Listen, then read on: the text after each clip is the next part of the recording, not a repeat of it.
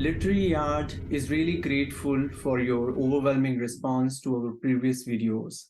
In today's video, we are going to introduce you to Catfish McDaris, who is an American poet and author. He has written several poetry books and he has been published and translated into many languages in different countries. Catfish has bagged 3 prestigious awards for his works on YouTube channel. I would request you to subscribe to our channel and like, comment, share videos in your groups. And thank you once again. So without further ado, let's jump into the discussion with Catfish and know from him what poetry means to him and what his overall journey. See poetry as entertainment. To me, poetry is telling stories. It's telling tales. Like maybe when they first started, cave dwellers, they started drawing pictures of, chasing buffalo, people chasing buffalo, and man's discovering fire. And it just went up from there. Poems or just songs, songs that you feel inside of you, feelings, and you get them on paper. And now it's so easy. I mean, you're in New Delhi, I'm in Milwaukee, and we talk to each other right now. Here it's night, there it's morning. I mean, but not that long ago, we wouldn't be able to do that. I mean, I lived through writing poems out, and typing them up and then mailing them all over the world. And then I started, eventually getting published and stuff. And the thing to me, a good poem to me is just a good story. A person sitting down, whether they entertain, and Very true, I don't know. very true. Yeah. When I went through some of your poems, I incidents that you have very well woven into the poems. I think that makes a very good combination of life as well as music. I'm 69, so I've lived pretty good life, pretty long life. And not that that makes me any smarter than anybody, but I was in Germany for 2.5 years in the army, and I learned some German. I'm married to a lady for almost 40 years, and we travel often to Mexico, and and we travel quite often. And we have a daughter that's 34. She got published with Bukowski when she was 9. And I was recently published with Bukowski's only daughter, Marina. I was in a publication with her, and that was kind of one of my, what they call a bucket list, something that I wanted to do before I died, was get published with Marina Bukowski, since my daughter, Elizabeth McDaris, was published with Charles Bukowski. So he's kind of my favorite poet, but I have others too, that I really like. Okay, interesting. Yeah. So what difference do you see in the way poetry is written today versus when you started? According to my librarian archivist friend who has my collection, and this will be going in the collection too, our interview here, she says digital and paper, having a paper book is the same as, they're the same documents, but I don't agree. I see all the books behind you there on the shelf, and I can tell you'd rather have the paper too, but I mean, I think both of them are the same. I don't know. I don't know if I could read a Kindle, they have the Kindles where you read off a computer screen, all that. I have done that before, somebody wants me to give a blurb or something for their book and stuff, and they send me a file and I have to read the file, but it's harder to me than I'd rather sit down with a book, and take it somewhere with me, or have it in the car, or even in the bathroom or whatever, I mean, you can read at your own rate. Now, as far as things changing, well, mailing out poems and waiting at the post at your mailbox for the mailman to come back.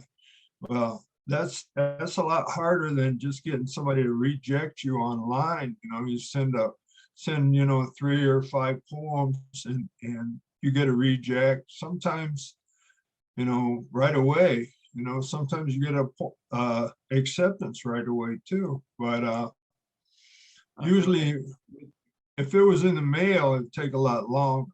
You know, and as far as going out and reading, there's so many readings now. You know, they have the poetry slams. You know, I won a couple of slams in Chicago at the Green Mill, but that, I don't know, that's more like rap. And, you know, to me, that's not, you've got to make it where the people are interested in your words and you're telling the story. And they might say that's prose poetry more than whatever, but I like haiku. I like Neruda and Sun Tzu's Art of War, and I can read Tofu, and I like that, you know, where it's like 757 or 575, what's 575? 5 syllables, you know, in each, and it's a 3-line poem. You can get a lot in that 3-word, but I'll sit there at night sometimes when I'm trying to write haiku and I'm watching television with my wife and I'm writing haiku and she can see me counting the syllables on words, you know, and then I'll write it down, you know, and then I'll come up with 7 for the middle and 5 for the last, you know. She says, "You're writing again, aren't you?" I said, "Yeah." That's a valuable advice. I think that's how a poem should be possibly written. Because in today's world, I see a lot of poets, they scribble something and they imagine that this is the perfect piece of work that should be published anywhere without any objection or so. No, it's not that easy. If you won every time, if you got accepted every time, it's going to go to your head. You're going to, well, I'm the best in the world, you know. That doesn't happen, you know. You're going to keep getting rejects no matter what. Even Bukowski, and he's probably made the most money off any poems and stories and stuff. Even he, you know, got rejects right to the end of his life, and he didn't win the pushcart until after he died. He didn't win it while he was alive. You know, but the pushcart prize is like somebody they nominate you for it, but it's not they give it to you and you have to buy the book, you know, stuff like that. And that's not fair, you know. People go for all these prizes and stuff, you know, and you have to write because you love writing. Right? To me, the most important thing about writing is you have to be your own audience. You have to be your biggest fan. If you don't like it and you don't want to read it and you think it stinks, don't send it out. You know, it's not going to be any good. Just enjoy it, you know, have fun with it. I like to read. My favorite writer is me. You know, I mean, I'm my hero. I'm the bad guy in my poems. I'm my hero and everything else, you know. But you know, that makes you think you have to step big into head. the shoes of an audience first, then a poet later. Right. Well, you got to enjoy what you're doing, you know. If So what is your actual advice, you know, or more than the advice, I would say, how did you evolve yourself? You told a lot of things, that how you write poetry, how you know, repeat it different times, and then, you know, put the words on the paper. But overall, how did you evolve as a author or a poet through your life, and how did poetry strike to you in the first place? Because you have done a lot of things simultaneously in your life, and Right, I have read through your profile. It's really interesting. It's not that you are only poet and you are only dependent on this, but your experiences are, I think, they are the fire behind your poetry. right. Well, you mean how did I start out writing poetry? Well, Exactly. the first thing that I ever really tried to write, besides letters, home while I was in the army in Germany, uh, I wrote a thing for Reader's Digest called Humor in Uniform.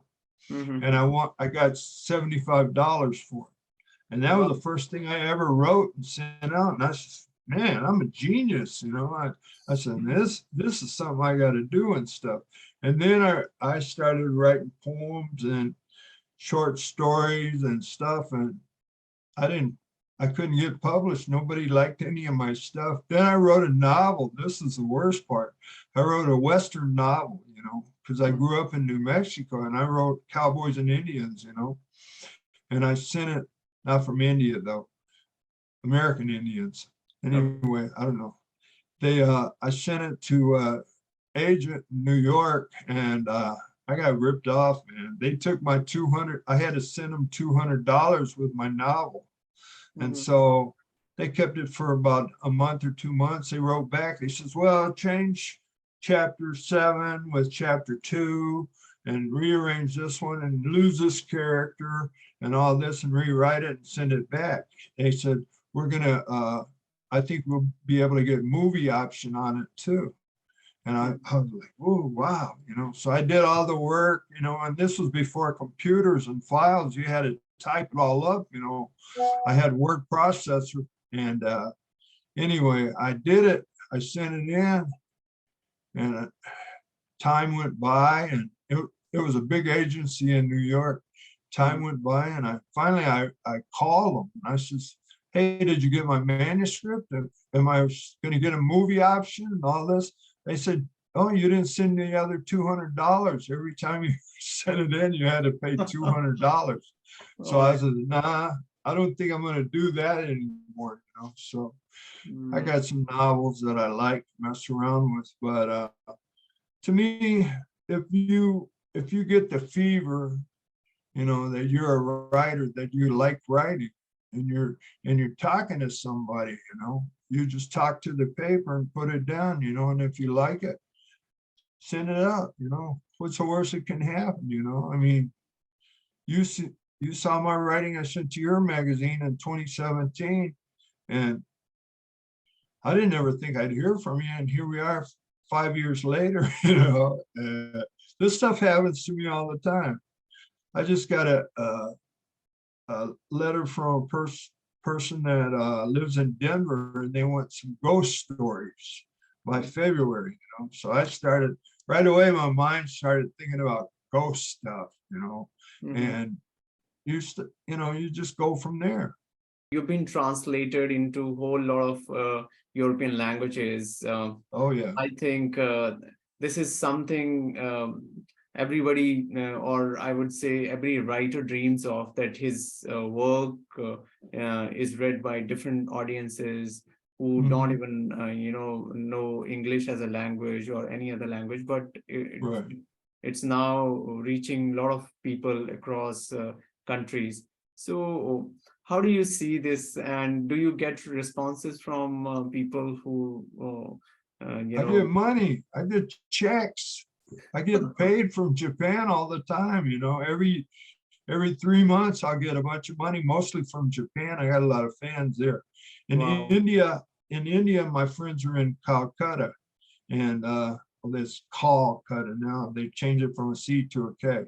Anyway, I have a friend there, Subhankar Das. He owns a bookstore, and we've been friends for 15 years. He's published a couple of my novels, Mhm. translated me into Bengali, uh, and so I know a movie guy in India. I know a woman that has a magazine there. Her name is Srimanti Gupta, and she Okay. lives in she lives in Calcutta too. So I have 3 different friends there, and they've translated me a bunch of times. But the funniest time I've been published in Italian, French, Spanish, a bunch of the easy.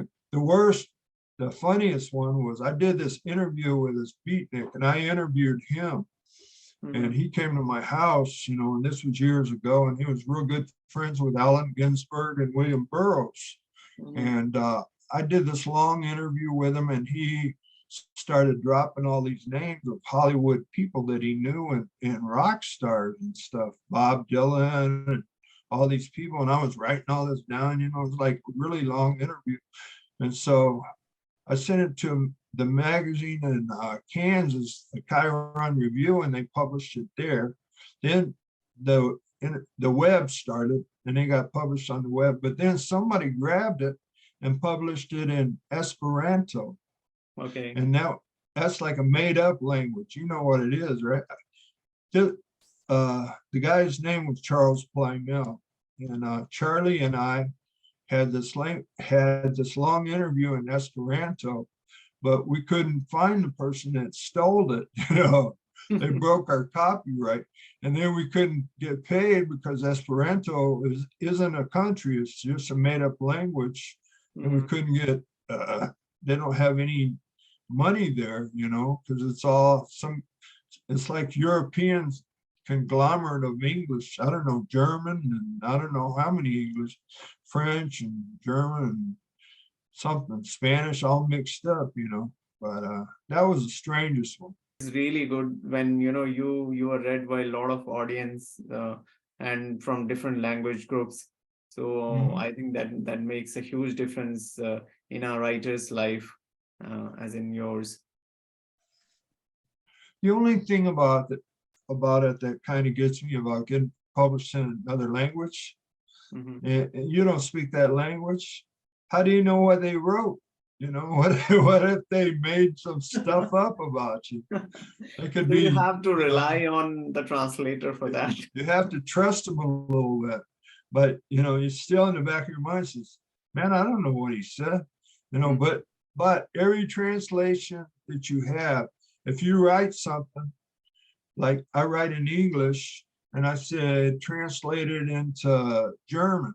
And I hit the translate button on the computer, and it translates it into German. Every German person that comes along is going to say, that's not the way you write it. They'll say computers can't translate correctly. That's one of the interesting side of today's technology driven world, where you can see different versions of your work. Exactly. You often wonder, is this the stuff I wrote? Or something.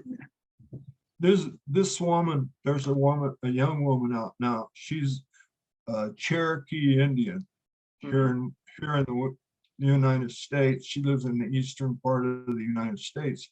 And a lot of people have Cherokee blood, especially they traveled to Oklahoma when the covered wagons were there and stuff. And so I have some Cherokee blood, and this professor in close to Washington, D.C., she always teaches one of my stories or something like that, teaches stories or lets me give a class on Zoom, at Montgomery College there. Anyway, she got this lady, she translates your poems or stories into Cherokee, but she charged you like $5 a word, and wow. It's expensive, you can get a short poem and it's going to cost you about $50, $75 or something, like that. And I said, no, I'm not doing that. She says, but your grandmother was Cherokee. I says, I don't care. That was my grandmother. I mean, that's not me. I'm just an American. I'm a mixture, How do you see the evolution of language? When I talk about language, it's not limited to English only.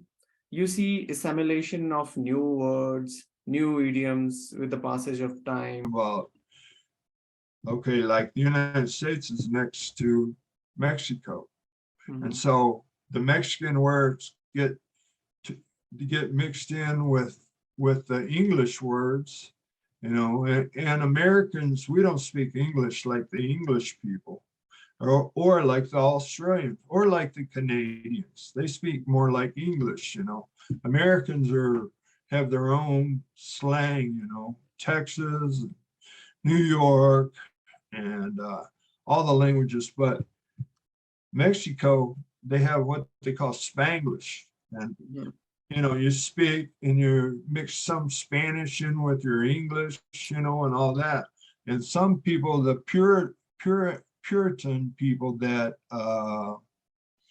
you know, want their language not mixed up with any other language or something like that. They, you know, they don't want to do that, but sometimes, you know, it can't be helped, you know. I mean, some Spanish words, you know, they get into the Oxford English Dictionary, you know, and they get mixed in, you know, like we watch a show, you know, and they were saying, do you know the new idiom for be cool, you know, it said chillax, you know, like chill and ax, like relax, instead of relax, it's chillax. You know? That was on Jeopardy today, you know. They even had a category, one time it was Charles Bukowski. They had 5 questions, you know, of Charles Bukowski, you know, it was funny. But yeah, I see a lot of people frowning about these things happening, and people really trying to, you know, twist these words to suit their style, or what do we call, you know, the local parlance. They try to, you know, twist and, you know, change these words as per their own way of talking.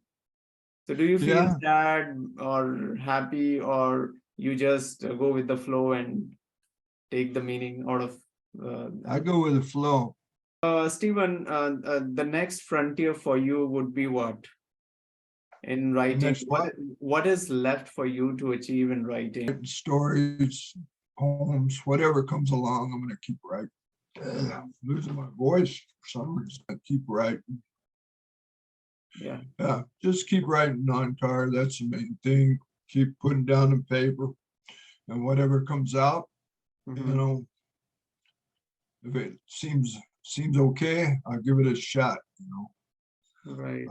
I'll send it out to some magazines. There's a lot of magazines out there now, digital and print, you know. So a lot of friends that have magazines, or they know of magazines, and we keep, like, we'll send each other tips where to try and stuff like that. Plus, there's a lot of Zoom meetings. I mean, you can do a lot of reading, you know, networking, I guess. There's not that many people out there with the name Catfish, so when they hear Catfish, they remember. I really found it interesting, and I was reading through your Wikipedia profile how you were named as Catfish. I think that's a very interesting story. Yeah, there was a guy here in Milwaukee that had a fish farm here in Milwaukee. He raised tilapia, and that's not as good a fish as the catfish. Catfish is good fish to eat and stuff. But yeah, and I live, Lake Michigan is right 4 miles from my house, you know, and rivers. Milwaukee means the gathering of the river places. There's like 4 big rivers that run through the city. And so there's all these old warehouses, and that's where I was going to build a catfish farm, you know. But I'm glad I stayed with the post office. I worked there 34 years, so it was time for me to retire, and too old to build a catfish farm now. Just take it easy. I think your life is still full of, you know, activity even at this age. I think, and that's quite inspiring for us. Are you going to come to Are you going to come to the States and go on a reading tour or anything like that? Let's see. I'm not sure, because I think in the start of the career, there are a lot of ups and downs, and it's not as lucrative as it seems to people from outside. as you said, I think we have to keep going and keep writing Well, until we, strike a chord, final chord with our publishers as well as audience. Thank you so much. Thank you for accepting the and we would invitation and sharing your insights.